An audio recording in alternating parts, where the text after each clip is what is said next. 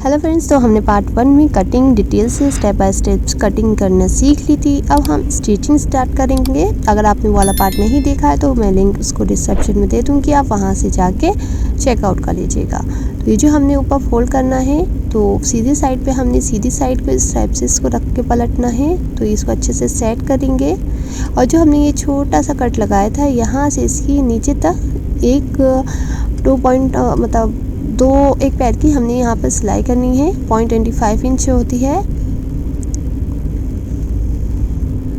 अब यहाँ पर हमने कटिंग करना है जहाँ तक हमने सिलाई लगाई है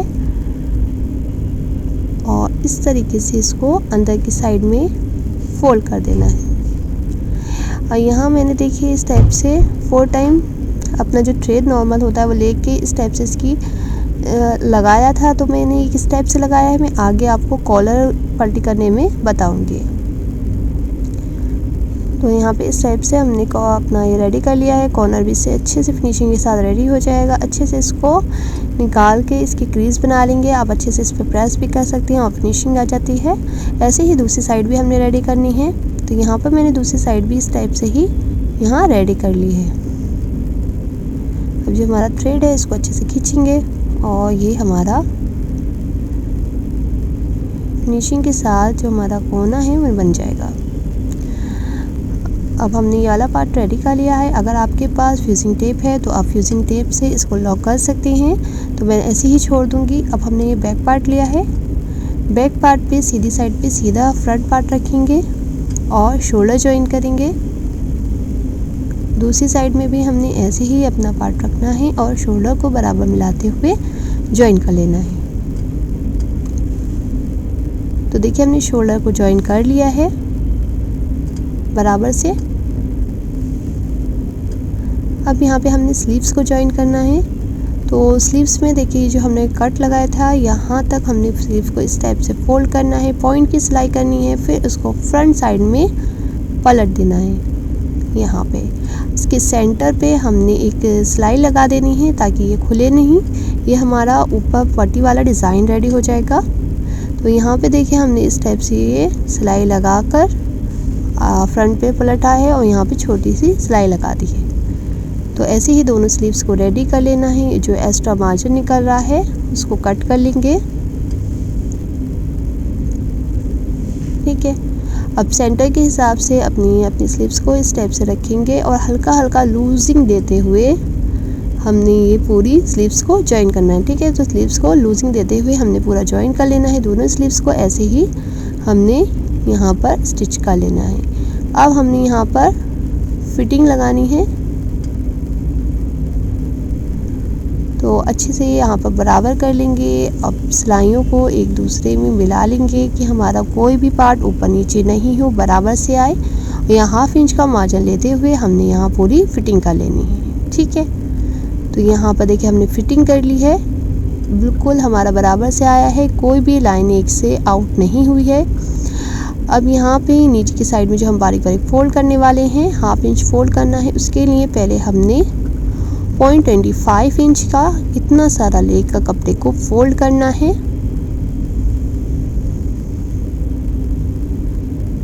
साइड से हमने यहाँ पर सिलाई लगानी है। सिलाई लगाते टाइम हम ये अपना जो उंगली है पीछे रखेंगे कि पीछे वाला जो पार्ट है वो लूज ही रहे। हल्का सा भी खींचेगा तो हमारा ये वाला साइड का जो कपड़ा होता है वो बढ़ जाता है। तो कपड़े को ऐसे ही रखना है कि वो लूज आता रहे, हल्का सा भी नहीं खींचे। ठीक है। तो इसी तरीके से हमने पूरी अपनी शर्ट की लेंथ लाइन को फोल्ड कर लेना है। यहाँ पे देखिए हमने पूरा फोल्ड कर लिया है।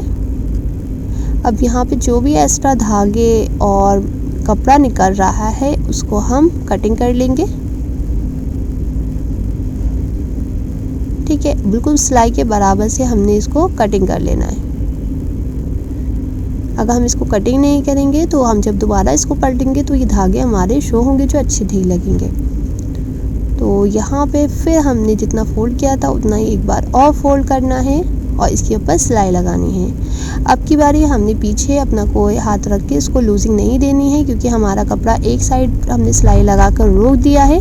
अब ये बिल्कुल भी नहीं फैलेगा और फिनिशिंग के साथ हमारी ये पट्टी फोल्ड हो जाएगी।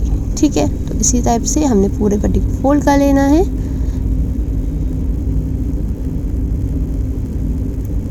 तो यहाँ पर देखिए आपका कितनी फिनिशिंग और इजीली हमारी ये पट्टी फोल्ड हो रही है। तो यहाँ पे हमने पूरा फोल्ड कर लिया है, अच्छे से इसको प्रेस कर लिया है। अब बचा हमारा कॉलर बनाना। तो कॉलर यहाँ तक हमारा आ जाएगा। तो यहाँ पे हमने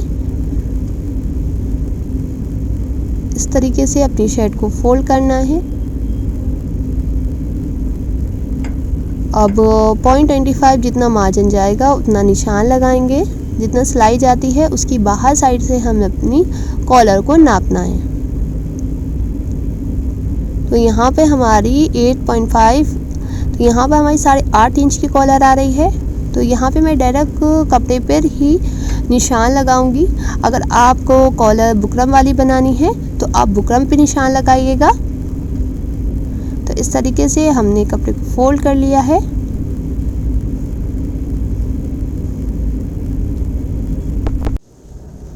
सबसे पहले यहाँ पे स्ट्रेट लाइन हम अपनी ड्रॉ करेंगे। तो जितना भी कॉलर है उससे एक्स्ट्रा ही हमने कपड़े को यहाँ पर लेना है।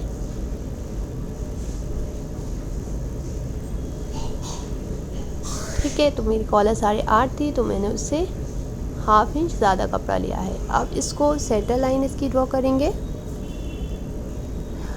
नेक विड्थ जितनी भी आपकी हो उससे आपको 1 इंच माइनस करना है। ठीक है। तो हमारी नेक विड्थ जो थी 2.25 इंच थी, तो हमने -1 किया तो हमारी आई 1.25। तो इसी का यहाँ पे मार्क लगाना है और सेंटर मार्क और हमारी जो डाउन मार्क है उसको मिला देना है। यहाँ से हमारी जितनी कॉलर है उसका मार्क करना है।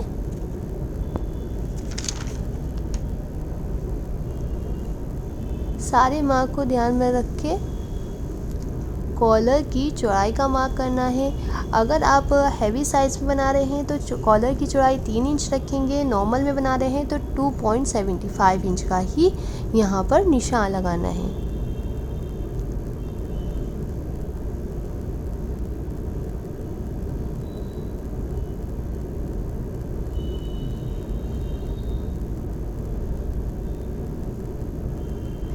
अब स्केल वाली लाइन और ये वाली लाइन मैच करके निशान लगाना है और 0.25 इंच हमने बाहर निशान लगाना है।